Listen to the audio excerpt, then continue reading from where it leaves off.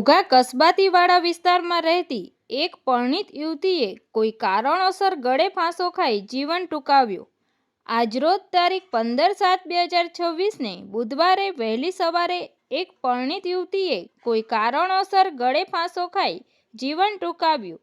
યુવતીના પરિવારજનોએ યુવતીના પતિ ઉપર કર્યા ગંભીર આક્ષેપ. કસ્બાતીવાડા વિસ્તારમાં રહેતી ફરહાનાબેન પરવેઝભાઈ શેખ નામની પરણિત યુવતીએ કોઈ કારણોસર ગળે ફાંસો ખાઈ જીવન ટૂંકાવ્યું. યુવતીના પરિવારજનોએ યુવતીના પતિ ઉપર કર્યા ગંભીર આક્ષેપ. મૃતક યુવતીને પીએમ અર્થે ઘોઘા સીએચસી હોસ્પિટલ ખાતે લઈ જવામાં આવી.